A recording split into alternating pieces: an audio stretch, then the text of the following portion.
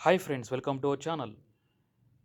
రీసెంట్‌గా తెలంగాణ ముఖ్యమంత్రి రేవంత్ రెడ్డి గారు తెలంగాణ ఎకానమీని $1 ట్రిలియన్ ఎకానమీగా మార్చడమే వాళ్ళ లక్ష్యం అని చెప్పేసి చెప్పారు. దాంతో పాటు ఈ టార్గెట్‌ని రాబోయే 10 ఇయర్స్‌లో అచీవ్ చేస్తామని కూడా ప్రామిస్ అయితే చేశారు.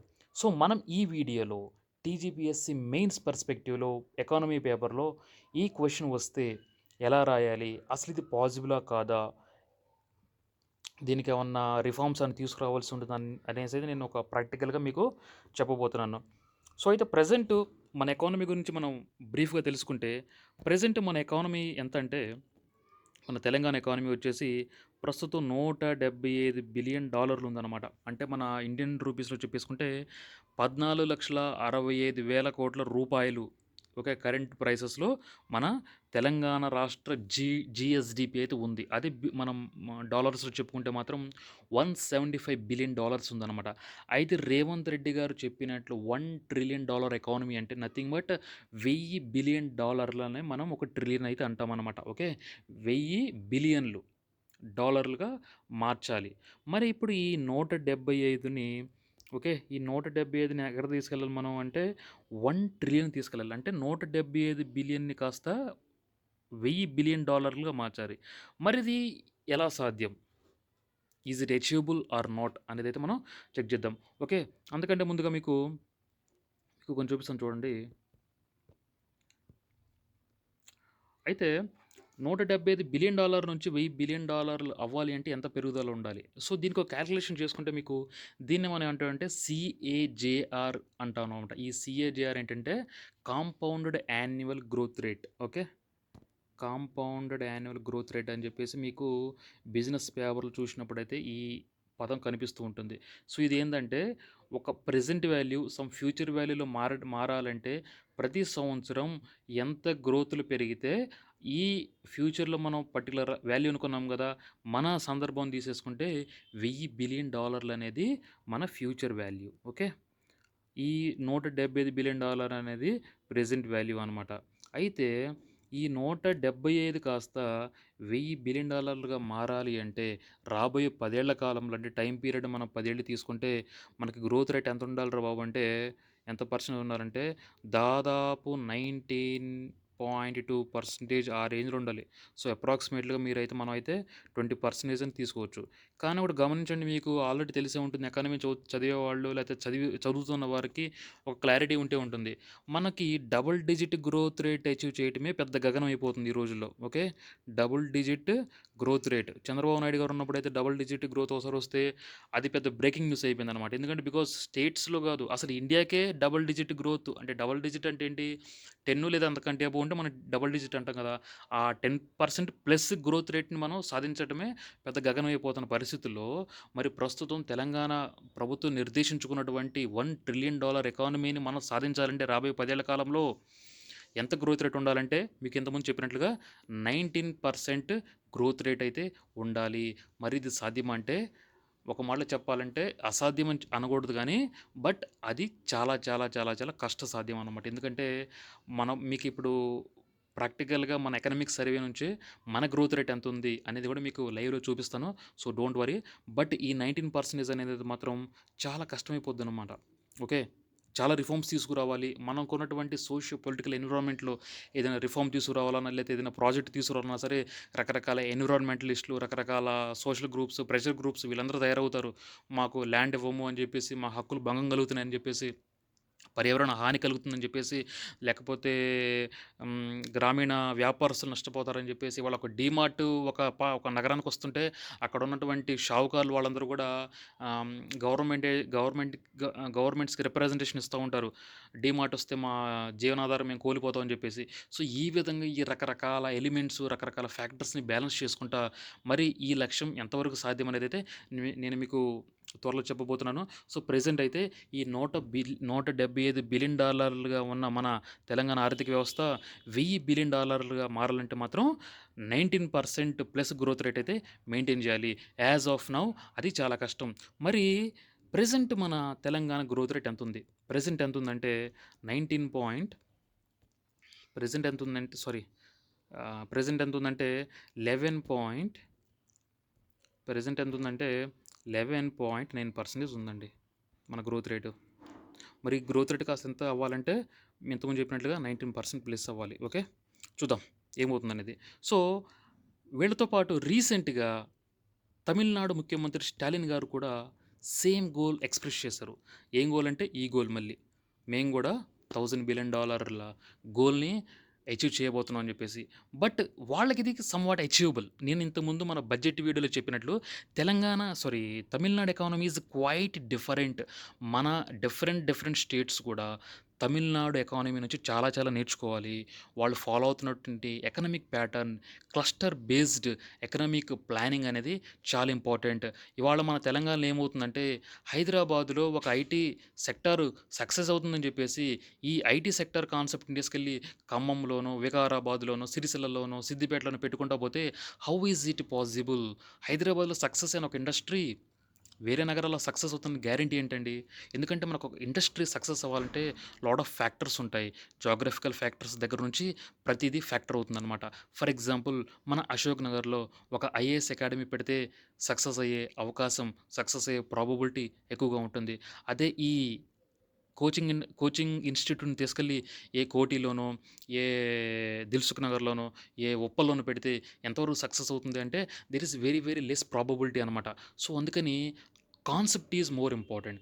దాంతో పాటు the location of industry is also చాలా చాలా ఇంపార్టెంట్. అందుకని మన గవర్నమెంట్ పాలిసీస్ అనేవి కూడా చాలా జాగ్రత్తగా డిజైన్ చేయాలి. బట్ కేటీఆర్ గారు ఏం చేశారంటే I don't know how far it successful. But నా ఓన్ ఒపీనియన్ మాత్రం చెప్తున్నాను చూడండి. హైదరాబాద్‌లో ఐటీ ఇండస్ట్రీ సక్సెస్ అవుతుందని చెప్పేసి ఖమ్మంలో కూడా ఒక IT hub, T hub something ఏదో టవర్ కట్టేసి పెట్టినట్టున్నారు. బట్ ఇమాజిన్ చేసుకోండి, ఎప్పుడైనా సరే ఇండస్ట్రీ అంటే ఒక కలెక్షన్ ఆఫ్ కంపెనీస్ అని ఒక చోట ఉంటాయన్నమాట. అక్కడున్నప్పుడే ఆ కంపెనీకి రెప్యుటేషన్ కానీ, ఆ కంపెనీకి ఉన్నటువంటి intangible assets like good will ఇవన్నీ కూడా వస్తాయన్నమాట. ఫర్ ఎగ్జాంపుల్ మీరు ఒక ఐటీ కంపెనీలో జాబ్ చేస్తున్నారు. నేను అడిగాను ఆ కంపెనీ ఎక్కడరా అని చెప్పేసి. అప్పుడు మీరు గనక ఏ ఖమ్మంలోనో, ఏ మహబూబ్ నగర్‌లోనో ఉందంటే వెంటనే అవతలోళ్ళ ఫీలింగ్ ఎలా ఉంటుంది? So this is the good will aspect అనమాట. సో అర్థమవుతుంది కదా! సో ఆ విధంగా మన పాలిసీస్ అనేవి చాలా జాగ్రత్తగా పెట్టుకోవాలి. ఖమ్మంలో ఐటీ కాకుండా మిర్చికి సంబంధించిన ఫుడ్ ప్రాసెసింగ్ ఇండస్ట్రీ పెడితే చాలా బాగుంటుంది. ఎందుకంటే ఖమ్మంలోనే మనకి మంచి పెద్ద మిర్చి మార్కెట్ యార్డ్ ఉందన్నమాట. మా ఆంధ్ర వాళ్ళు కూడా, మన తెలంగాణ వాళ్ళు కూడా అక్కడికే వచ్చి సేల్ చేస్తూ ఉంటారనమాట. సో దానికి క్లోజ్‌గా మనొక ఫుడ్ ప్రాసెసింగ్ ఇండస్ట్రీ పెట్టి చిల్లీ పౌడర్ మేకింగ్ ఇండస్ట్రీ పెడితే అక్కడ సక్సెస్ అయ్యే అవకాశం అయితే చాలా ఉంటుంది. బట్ తమిళనాడు గ్రోత్ రేట్‌కి, తమిళనాడు వాళ్ళ అనుకున్న లక్ష్యం ఏదైతే ఉందో ఈ $1,000 బిలియన్ అనే టార్గెట్ అచీవ్ అవ్వడం అనేది చాలా పాసిబిలిటీస్ ఉన్నాయి. ఎందుకంటే వాళ్ళ ఎకానమీ సైజ్ వచ్చేసి సుమారుగా 200 బిలియన్ డాలర్లుగా అయితే వాళ్ళకుంది. అప్రాక్సిమేట్‌గా చెప్తున్నాను. అంటే మనకంటే దాదాపు 75 బిలియన్ల డాలర్లయితే వాళ్ళు ఎక్కువగా ఉన్నారనమాట. సో వాళ్ళకిది సమ్‌వాట్ అచీవబుల్. కానీ మనకు మాత్రం కొంచెం కష్టసాధ్యమవుతుంది. ఇప్పుడు మనం ఏం చేద్దామంటే మన తెలంగాణ సెక్టార్స్ ఏ విధంగా కాంట్రిబ్యూట్ చేస్తున్నాయి? ఏ సెక్టార్ ఎక్కువగా కాంట్రిబ్యూట్ చేస్తుంది?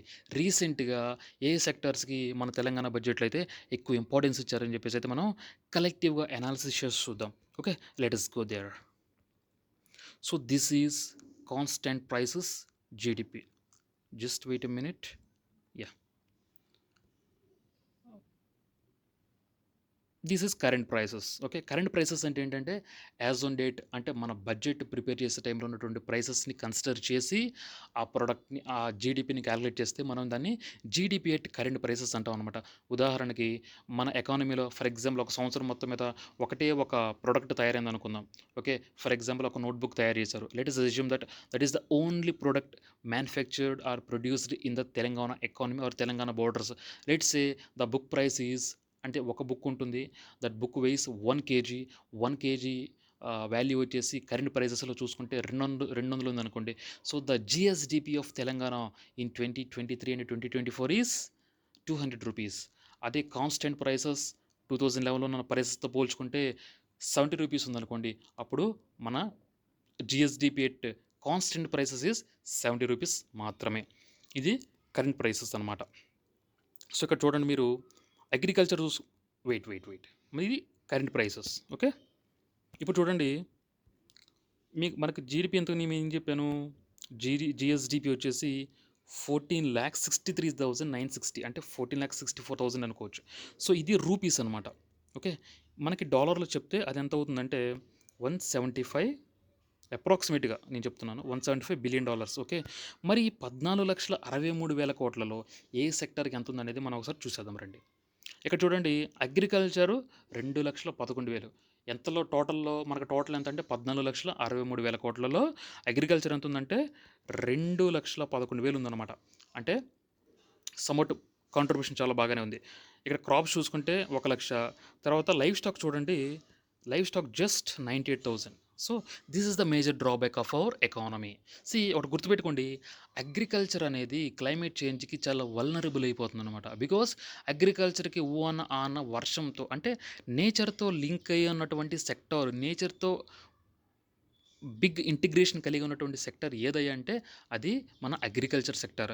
నువ్వు విత్తనం ఎప్పుడేస్తావు, నాటెప్పుడు మొదలు పెడతావు, వ్యవసాయ కార్యక్రమాలు ఎప్పుడు స్టార్ట్ చేస్తావు అని చెప్పి అనేది ఎప్పుడు దేని మీద ఆధారపడి ఉంటుందంటే మనకి మన్సూన్ ఎంట్రీ ఎప్పుడొస్తుంది, మనకి ఐఎండీ ఇచ్చే ప్రిడిక్షన్స్ ఎలా ఉంటున్నాయి, మనకి వాన ఎప్పుడు రాబోతుంది, వాతావరణ శాఖ ఎప్పుడొస్తుందని చెప్తుంది.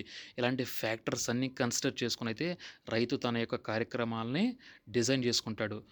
కానీ ప్రెజెంట్ ఏమవుతుంది, మనకి వర్షం రావాల్సిన టైంలో రాదు. రాకూడదు అనుకున్న టైంలో అంటే పంట మంచి దశలో ఉన్నప్పుడు వాన రావటం వల్ల ఆ పంటంతా పక్కకు ఒరిగిపోవటము, కుళ్ళిపోవటం లాంటివి జరుగుతుంటాయనమాట. ఆ టైంలో రైతులందరూ దండం పెట్టుకుంటారు. వాన పడకూడదు, వాన పడకూడదని. బట్ అన్‌ఫార్చునేట్‌లీ అదే టైంలో పడతది. పడటం కూడా కొద్దిగా పడతదంటే అసలు కసి మొత్తం ఒకేసారి తీర్చుకున్నట్లుగా మొత్తం ఒకేసారి పడతదనమాట. దీన్నే మనం క్లౌడ్ బర్స్ట్ అంటూ ఉంటాం అనమాట. ఓకే. సో, ఈ విధంగా అయితే మన ఎకానమీ అనేది పర్యావరణంతో చాలా లింక్ అయ్యి ఉంది. మరి రాబోయే పరిస్థితుల్లో ప్రస్తుతమే ఒకవైపు సమ్మర్ వస్తేనేమో హీట్ పెద్ద పెద్ద లిమిట్స్ దాటిపోతుంది. హీట్ వేవ్స్ వస్తున్నాయి. ఇంకోవైపు అకాల వర్షాలు వస్తేనేమో అసిమెట్రిక్ రెయిన్‌ఫాల్ అంటామనమాట. అంటే మనకి వాతావరణ శాఖ ఏమని చెప్తుందంటే పలానా క్వాంటిటీ ఆఫ్ రెయిన్‌ఫాల్ పడబోతుందని చెప్తుంది. బట్ ఆ క్వాంటిటీ అంతా ఎక్కడ పడుతుంది? హైదరాబాదు, సికింద్రాబాదు, సైబరాబాదు, ఐటీ ఇండస్ట్రీ ఎక్కడ పడితే ఏమొస్తుందని చెప్పండి మనకి? వాటర్ మనకు ఎక్కడ పడాలంటే రూరల్ ఏరియాస్‌లో పడినప్పుడే మనకి లభిస్తుంది. బట్ అన్‌ఫార్చునేట్‌లీ ఇది అర్బన్ స్పేసెస్‌లో పడటం వల్ల అటు పేరుకైతే వాన పడుతుంది గానీ, ఎక్కడైతే పడాలో, ఎక్కడైతే అవసరం ఉందో, ఎక్కడైతే రిక్వైర్మెంట్ ఉందో అది పడట్లేదనమాట. మనకి ఇంతకుముందు చిన్నప్పుడు ఏనుగు లక్ష్మణ కవి తెలుగు పద్యం చదువుతూ ఉండేవాళ్ళం. వాన సముద్రంలో కురిస్తే ఏం లాభం అని చెప్పేసి. ప్రెజెంట్ పరిస్థితి కూడా అలానే ఉంది. మనకిక్కడ లైవ్ స్టాక్‌కి ఇంపార్టెన్స్ ఇస్తే చాలా బావుంటుంది. Okay. Government should consider live stock. మనకి కేసీఆర్ గారు నేను అందుకని బడ్జెట్‌లో కూడా చెప్పాననమాట. లైవ్ స్టాక్ అనేది చాలా ఇంపార్టెంట్. ఇప్పుడు ఒక రైతు ఒక 2 గేదెలు ఉన్నాయనుకోండి. అతనికి వ్యవసాయం సరిగ్గా లేకపోయినా సరే, ఆ 2 గేదెల మీద ఆధారపడి తన యొక్క లైఫ్‌నైతే లీడ్ చేస్తాడనమాట. బెస్ట్ ఎగ్జాంపుల్ మేమే. మాది ఫార్మింగ్ ఫ్యామిలీ. మాకు పొలాలున్నాయి. గేదెలు కూడా ఉన్నాయి. మా అమ్మ పాలు తీసి వాటన్నిటిని అమ్మేసి కొంత ఫెసిలిటేట్ చేస్తూ ఉంటదనమాట మా ఇంట్లో. ఆ విధంగా లైవ్ స్టాక్ అనేది చాలా ఇంపార్టెంట్. లైవ్ స్టాక్ గొర్రెలు కావచ్చు, మేకలు కావచ్చు, దీనివల్ల మాంసం అమ్ముకోవచ్చు. తర్వాత యానిమల్ హస్బెండరీ ఓకే. ఇవన్నీ చాలా పూర్‌గా ఉందనైతే మనకి ఇక్కడ ఫిగర్స్ చూస్తే అర్థమవుతుంది. దీన్ని ఇంక్రీజ్ చేయాల్సిన బాధ్యత గవర్నమెంట్ మీద ఉంది. మీరేం రాస్తారు పాయింట్ అంటే లైవ్ స్టాక్‌కి ఇంపార్టెన్స్ ఎక్కువివ్వాలి. From the perspective of effort, from the perspective of climate change, from the perspective of economic growth. Okay. ఇది చూడండి. ఇంకా మిగతా సెక్టర్స్ అనేవి డొల్ల. వాటి వల్ల యూజ్ లేదు మనకి. Let us go to the secondary sector. Secondary సెక్టార్‌లో చూసుకుంటే మనకి ట్రేడ్ వెయిట్. సెకండరీ సెక్టార్‌లో చూసుకుంటే manufacturing, electricity, gas okay. Manufacturing ఎంతుంది? 1,28,000. తర్వాత మిగతా కన్‌స్ట్రక్షను, తర్వాత ఎలక్ట్రిసిటీ, గ్యాస్, వాటర్ సప్లై ఇవన్నీ కూడా నార్మల్‌గానే ఉన్నాయన్నమాట. మనకి సెకండరీ సెక్టార్ కూడా కొంచెం పూర్‌గా ఉంది. కొంచెం కాదు చాలా పూర్‌గా ఉంది. మనకి సెకండరీ సెక్టార్ గ్రోత్ ఉంటేనే ఎంప్లాయ్‌మెంట్ అబ్జార్ప్షన్‌కి స్కోప్ ఉంటదన్నమాట. Okay. We need to give more importance to industry sector. Now let's go to the service సెక్టార్‌లో అనేది మనకి ప్రెజెంట్ ఏ ఎకానమీ తీసుకున్నా, అది అమెరికా తీసుకున్నా, ఆస్ట్రేలియా తీసుకున్నా, ఇండియా తీసుకున్నా, ఇండియాలో రాష్ట్రాలు తీసుకున్నా సరే సర్వీస్ సెక్టార్ గుండెకాయ అయిపోయిందనమాట. సర్వీస్ సెక్టార్ మనకి ఎంత కాంట్రిబ్యూట్ చేస్తుంది? మన తెలంగాణ ఎకానమీ కంటే 66% కాంట్రిబ్యూట్ చేస్తుంది. అదే మన వ్యవసాయం ఎంత కాంట్రిబ్యూట్ చేస్తుందంటే దాదాపు 15% కాంట్రిబ్యూట్ చేస్తుంది. అదే ఇండస్ట్రీ సెక్టార్ అనేది సెకండరీ సెక్టార్ ఎంత కాంట్రిబ్యూట్ చేస్తుందంటే 18% కాంట్రిబ్యూట్ చేస్తుందనమాట. మరి 66% అంటే దాదాపు 2/3 భాగం సర్వీస్ సెక్టార్ కాంట్రిబ్యూట్ చేస్తున్నప్పుడు ఆ సర్వీస్ సెక్టార్‌కి ఇంకా పెంచుకునే విధంగా కూడా ప్లాన్స్ చేసుకోవాలి. దాంతో పాటు ఈ ఇండస్ట్రీ సెక్టార్‌ని కూడా మనం ఈ 18% నుంచి ఇంకొంచెం పెంచుకోగలిగితేనే మనకి లాభం ఉంటుంది. అటు ఎంప్లాయ్‌మెంట్ పరంగా, ఇటు మనం పెట్టుకున్న 1 ట్రిలియన్ గోల్ పెట్టుకున్న, దాంతో పాటు ఎకానమీ రెసిలియంట్‌గా ఉన్నా సరే, మనకి ఇదైతే కావాలి. అదే తమిళనాడు వాళ్ళకైతే ఈ ఇండస్ట్రీ సెక్టర్ చాలా బాగా కాంట్రిబ్యూట్ చేస్తుంది. నేను దీని గురించి అయితే నేను మీకు బడ్జెట్ వీడియోలో అయితే నేను నీట్‌గా డిస్కస్ చేశాను. మీకు ఒకవేళ కావాలనుకుంటే మీరు అక్కడైతే చూసుకోవచ్చు. సో, లెట్స్ సీ హియర్ ఆహ్, ట్రేడ్. ట్రేడ్ అంటే వ్యాపారం. ఇక్కడ చూడండి హోటల్స్. హోటల్స్ ఏంటి? Hotels, restaurants. తర్వాత ఇక్కడ చూడండి హోటల్స్, రెస్టారెంట్స్. ఈ హోటల్స్‌కి, రెస్టారెంట్స్‌కి దాంతో పాటు ఇక్కడ చూసుకుంటే వాటర్ ట్రాన్స్‌పోర్టు, దాంతో పాటు ఇక్కడ ఎయిర్ ట్రాన్స్‌పోర్టు, ఇవన్నీ మనకి ఎప్పుడు డిమాండ్ వస్తది? ఎప్పుడు అంటే when we create more tourism spots. When we encourage health tourism, medical tourism, tribal tourism, village tourism, temple tourism. ఇప్పుడు మన భద్రాచలం ఉంది, మనకి భద్రకాళి టెంపుల్ ఉంది, పైకెళ్తే బాసర అమ్మవారి టెంపుల్ ఉంది, సరస్వతమ్మ టెంపుల్ ఉంది, మన హైదరాబాద్ రకరకాల టెంపుల్స్ ఉన్నాయి. తర్వాత వేరే రిలీజియస్ లైక్ ముస్లిం వాళ్ళవి ఉన్నాయి, క్రిస్టియన్స్వి ఉన్నాయి, మెదక్లో ఏదో పెద్ద చర్చ్ ఉన్నట్టుంది. ఇట్లా మనకు కనెక్ట్ చేసి మన టీఎస్ఆర్టీసీ సాయంతో 1 టికెట్ 1 టూర్ అని చెప్పేసి ఇట్లా కొన్ని కొన్ని లైక్ భారత్ దర్శన్ అంటున్నాను. దిస్ హైదరాబాద్ దర్శన్ లాంటి కొత్త కొత్త కాన్సెప్ట్స్ తీసుకొచ్చి ఎక్కడో మనోళ్ళందరూ అరుణాచలంకి ఐ మీన్ ఓ ఎళ్ళి వచ్చే పని మీద ఉన్నారనమాట. మనకి ఇంకా ఇక్కడ ఎక్స్‌ప్లోర్ చేయాల్సిన స్పాట్స్ చాలా ఉన్నాయి. So, the government should encourage the YouTubers. ఎవరైతే వ్లాగ్స్ చేస్తారో, అరే మీరెళ్ళి మా ఎక్స్‌ప్లోర్ చేయండి. మన తెలంగాణలోని తెలియని వాటర్ ఫాల్స్ చాలా ఉన్నాయి. తెలియని మంచి టూరిస్ట్ స్పాట్స్ చాలా ఉన్నాయి. తెలియని ఎక్కడో మనం మూవీస్ చేయడానికి ఎక్కడికో ఎళ్తున్నాం. లైక్ గోదావరి డిస్ట్రిక్ట్స్‌కెళ్తున్నాం. కానీ మన దగ్గర గూడా ఉన్నాయి. ఖమ్మంలో సమ్ మనకి అటు దట్ వైల్డ్ లైఫ్ సాంక్చురీ లాంటి అటు సైడ్ ఉంది. That name I am unable to recall. But అక్కడ చాలా ఉన్నాయి. తర్వాత హెల్త్ టూరిజం, మెడికల్ టూరిజం. మీరు హైదరాబాద్‌లో ఇటు సోమాజిగూడ దగ్గరున్న యశోద హాస్పిటల్‌కి ఒకసారి వెళ్లి చూడండి. ఐ థింక్ 10 పేషెంట్స్ ఉంటే అక్కడ 7 patients they are from Africa. నేను ఒకసారి వెళ్ళినప్పుడు I was shocked. Because I am unable to అంటే నేను ఎట్లా అనుకున్నానంటే అసలు నేను ఇక్కడ ఇండియాలో ఉన్నానా? ఆఫ్రికాలో ఉన్నానా? అనే డౌట్ వచ్చిందనమాట నాకు. Because all of them are from African country. African continent. Different countries. Mostly from Somalia which are on eastern side of Africa. Okay. They are coming to Hyderabad for the treatment. So this is how we can develop medical tourism వచ్చినప్పుడు ఏంటంటే వాళ్ళు ఇంకా service provide చేస్తారు. అదే normal tourism అయితే ఏమవుతుందంటే వాడు చూసేసి అక్కడ ఒక 100, 200 టికెట్ ఉంటుంది. ఆ 200 టికెట్ కొనేసుకొని ఆ వీడియోలు తీసేసుకొని వెళ్ళిపోతాడు. But if in case of this medical tourism, మన డయాగ్నోస్టిక్ సర్వీసెస్ డిమాండ్ వస్తుంది, ఫార్మసీకి డిమాండ్ వస్తుంది, and they take rent this hotel rooms. Okay. The transport. Okay. ఒక్క మెడికల్ టూరిజంని మనం డెవలప్ చేస్తే, ఇంకా మనం మెడికల్ టూరిజంని ఇంకా అఫోర్డబుల్‌గా చేస్తే, okay. We can see that phenomenal growth in this sector. Okay. So, ఈ విధంగా మనం అయితే డిఫరెంట్‌గా ఆలోచించాలి. డిఫరెంట్‌గా మనం సజెషన్స్ ఇవ్వాలి గవర్నమెంట్‌కి. సో, ఇంకా మనం టూరిజం డెవలప్ చేయొచ్చు. Hotels, restaurants and how this Supreme Court judgments effect అనేది మీకు కూడా ఐడియా ఉంటే ఉంటుంది. When the Supreme Court said that two unmarried couple, okay, they can take the room and they can interact. Okay, that is their you know that is part of the right to life which is enshrined in the article 21. ఎప్పుడైతే ఇది వచ్చిందో OYO industry అట్లా లెగిసిందనమాట పైకి. అప్పటి వరకు అది నార్మల్గా ఉండిపోయింది. సో ఈ విధంగా మనం కొంచెం కొంచెం డిజైన్ చేసేసుకుంటా సినిమా స్పాట్స్కి ఎక్కడికి వెళ్ళకుండా మన విలేజెస్లోనే కొన్ని కొన్ని సినిమాస్ చూపించడం, లైక్ బలగం, లైక్ జాతిరత్నాలు, ఇవన్నీ ఎక్కడ తీశారు? మన తెలంగాణలో తీశారు. అండ్ ఫిదా మన తెలంగాణలో తీశారు. So this is how we can create the value in the villages itself and in our economy itself. So ఈ విధంగా అయితే గవర్నమెంట్ ఫోకస్ చేయాలి. And the government is more focusing now on see ఇక్కడ చూసుకుంటే real estate ఉంది, financial services ఉంది, communication services related to broadcasting ఉంది. ఇక్కడ చూసుకుంటే రియల్ ఎస్టేట్ చూడండి ఎంత కాంట్రిబ్యూట్ చేస్తుందో. This is more than agriculture sector. This is more than collectively that industrial sector. The single real estate sector contributing 3,13,000 crores. This is very huge, very huge. Okay. మరి దీన్ని ఇంకెట్లా develop చేయాలి? అందుకనే if you look at when the registration department increase the registration rates, వెంటనే వీళ్ళు government approach అవుతారు. Sir మీరు registration rates పెంచితే అంటే ఏం లేదండి కొన్నామిన మనం డాక్యుమెంట్స్ మీద పే చేయాల్సిన stamp duty. Okay. That is the major chunk of our exchequer of state government.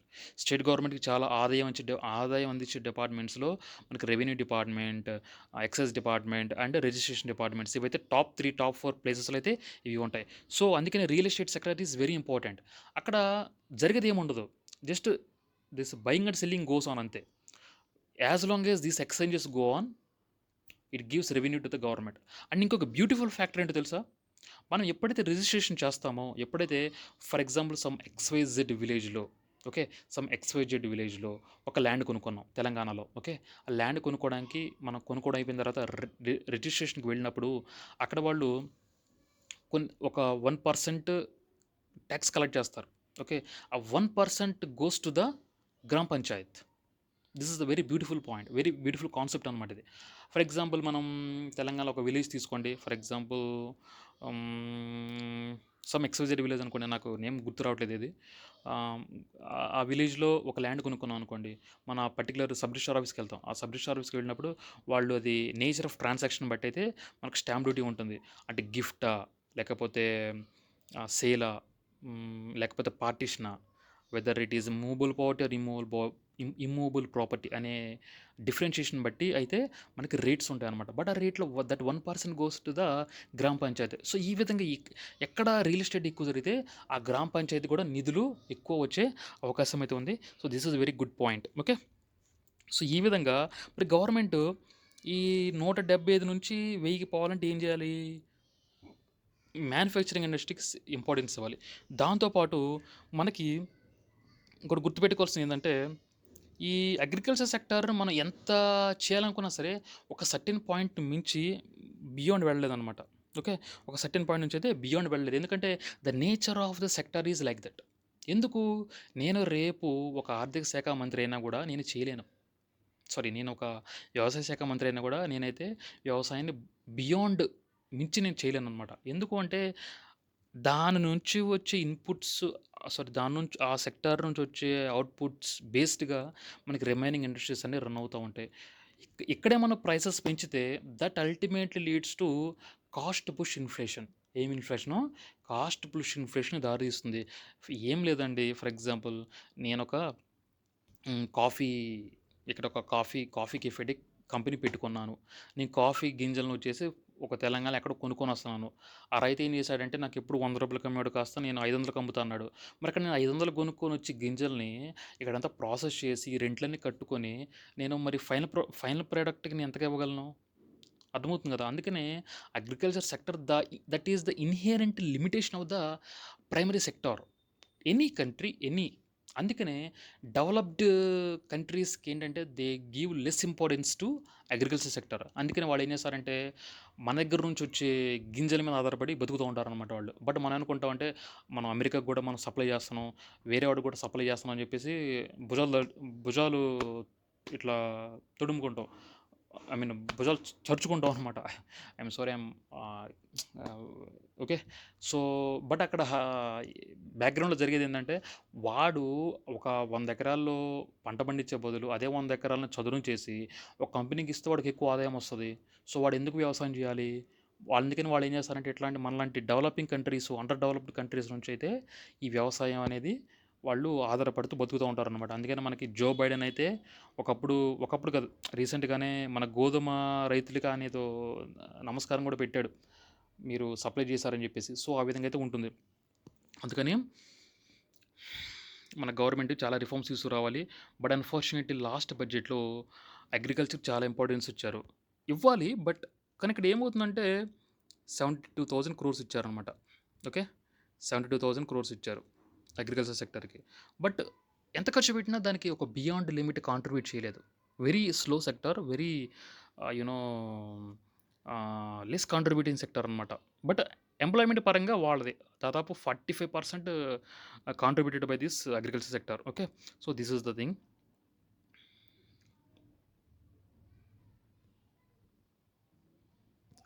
ఇక్కడ చూడండి, గ్రోత్ రేట్ చూడండి. గ్రోత్ రేట్ ఎంతుంది? 1.6% ఉంది. ఇక్కడ 4.4 ఉంది. ఏమవుతది? మనకి 19% రావాలన్నప్పుడు అన్ని సెక్టార్ నుంచి కూడా అదే కాంట్రిబ్యూషన్ రావాలి. తర్వాత టెర్షియరీ సెక్టార్ చూడండి 7.5% ఉంది. ఇది బానే ఉంటది. మరి దీన్ని బియాండ్ తీసుకురావాలంటే అటుపక్క బెంగుళూరుతో పోటీ పడాలి మనం. ఓకే. అటుపక్క ముంబైతో పోటీ పడాలి. మనకేం కోస్ట్ లైన్ లేదు. ఇన్ని ఫ్యాక్టర్స్ ఉన్నాయి మన దగ్గర. Okay. And our development process very too centralized development మనది. Too centralized. దీనివల్ల డీసెంట్రలైజ్ చేయాలి. ఇన్‌ఫ్రాస్ట్రక్చర్ క్రియేట్ చేయాలి. రైల్వే నెట్‌వర్క్ క్రియేట్ చేయాలి. నేషనల్ హైవేస్ వేయాలి. నేషనల్ హైవే ఎంతుందండి మన దగ్గర? 4300 సుమారు కిలోమీటర్ ఉంది నెట్‌వర్క్. నేషనల్ హైవేస్ పెరగాలి. రోడ్ నెట్‌వర్క్ పెరగాలి. రైల్ నెట్‌వర్క్ పెరగాలి. మెట్రోస్ రావాలి. రాష్ట్రాల దగ్గర డబ్బులు ఉండట్లేదు. జీఎస్టీ వచ్చాక కేంద్రం ఎంత ఇస్తే అంతే. వాడేమో ఏకంగా చక్కగా సెస్సులేసుకుంటూ వెళ్ళిపోతాడు. సెస్ ఏసుకుంటే ఏంటంటే వాడే సెస్ ఒక రూపాయి వసూలు చేస్తే ఆ రూపాయి వాడి జేబులోకెళ్తది. అయితే ఒక 1 రూపీ పన్ను కింద వసూలు చేస్తే దాదాపు మన స్టేట్ వాటా మన స్టేట్ ట్యాక్స్ స్టేట్‌కొచ్చేస్తే మళ్ళీ సెంట్రల్ ట్యాక్సెస్‌లో మన స్టేట్ వాటా కొంత ఉంటదనమాట. దాదాపు ఒక 70 పైసలు మనకొచ్చేస్తాయి. పన్ను కింద వసూలు చేస్తే. అదే సెస్ కింద వసూలు చేస్తే మొత్తం వాడి జేబులోకి వెళ్ళిపోతాయనమాట. ఇదొక ట్రెండ్ కంటిన్యూ అవుతుంది. ప్రెజెంట్ సెస్ ద్వారా డబ్బులు వసూలు చేయడం అనేదనమాట. ఓకే. సో, ఆ విధంగా అయితే ఇక టెర్షియరీ సెక్టర్ చూసుకుంటే 7.5% ఉంది. అంతకుముందైతే 10% ఉంది. ఈ 10% మనం దాదాపు ఎంత తీసుకెళ్ళాలండి? 19% తీసుకెళ్ళాలి. ఎందుకంటే ఈ అన్ని సెక్టర్ 90% దాకా తీసుకెళ్తేనే మన అల్టిమేట్ గోల్ ఏదైతే ఉందో అది రీచ్ అవ్వగలం. అల్టిమేట్ గోల్ ఏంటిది మనది? $1 ట్రిలియన్ ఎకానమీ. 1 ట్రిలియన్ అంటే 1000 బిలియన్లు. 1000 బిలియన్లు అంటే 1,00,000 కోట్లు. ఓకే. 1,00,000 కోట్ల డాలర్‌ని మనం రీచ్ అవ్వాలి. తర్వాత ఇక్కడ సర్వీస్ సెక్టర్ చూడండి. ఇప్పుడు 9% ఉంది.